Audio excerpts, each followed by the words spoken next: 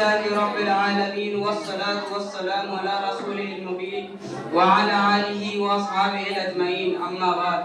قال الله تعالى والذين أوتوا العلم درجات صدق الله العظيم محترم حضرات علماء کرام معزز حاضرین علم دین کا سیکھنا ہر مسلمان پر فرض ہے ہر مسلمان کو اتنا علم حاصل کرنا ضروری ہے کہ جس سے وہ حلال و حرام کی پہچان کر سکے اپنی نماز اپنا زکوٰۃ اپنا روزہ اور حج کی صحیح ادائیگی کر سکے مگر وہ مسلمان جس کا پہلا سبب پڑھو یعنی علم سے کیا گیا ہے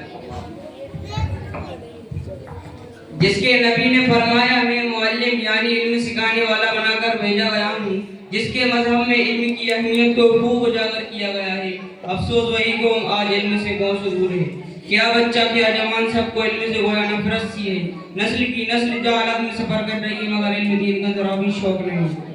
جبکہ علم دین وہ علم ہے جس سے دنیا میں بھی عزت و رفعت ملتی ہے اور آخرت میں بھی سرفراہی نصیب ہوتی ہے حضرات سنیں اور غور سے سنیں علم کا اللہ کے لیے سیکھنا اس کے خوف کے حکم میں ہے اس کی طلب میں نکلنا عبادت ہے اس کا یاد کرنا تسبیح ہے اس کی تحقیقات میں بحث کرنا جہاد ہے اس کا پڑھنا صدقہ ہے اس کا اہل پر خرچ کرنا اللہ کے قربت کا سبب ہے علم جائز و ناجائز کی پہچاننے کی علامت ہے جنت کے راستوں کا نشان ہے وحشت میں جی بہلانے والا ہے سفر کا ساتھی ہے تنہائی میں محدث ہے خوشی و رنج میں دلیل ہے دشمن پر ہتھیار ہے حق تعالی شانہ اس علم کی بدولت جماعت علماء کو بلند مقام عطا فرماتا ہے بس یہ غیر کی طرف بلانے والے ہوتے ہیں اور ایسے امام ہوتے ہیں جن کے نشانی قدم پر چلا جائے ان کے کردار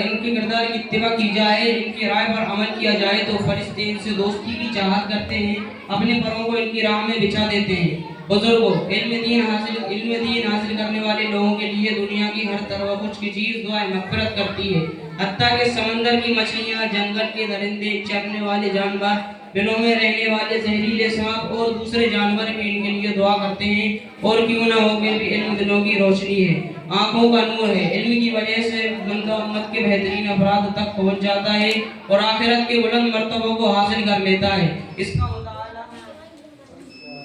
اس کا مطالعہ روزے کے برابر ہے اس کا یاد کرنا تہجد کے برابر ہے اسی سے رشتے جوڑے جاتے ہیں اسی سے حلال و حرام کی پہچان ہوتی ہے وہ عمل کا امام ہے اور عمل اس کا تابع ہے نیک وقت لوگوں کو اس کی توفیق دی جاتی ہے اور بد وقت اس سے محروم رہتے ہیں حضرات جو قوم دنیا میں جاہل رہتی ہے علم سے دوری اختیار کرتی ہے وہ قوم کبھی ترقی نہیں کر سکتی ہمارے لیے ضروری ہے کہ ہم علم دین کو حاصل کریں اور ہماری آخرت کو سنواریں کیونکہ یہی عزت ہے یہی ہماری نجات کا سامان ہے وآخر دعوانا الحمدللہ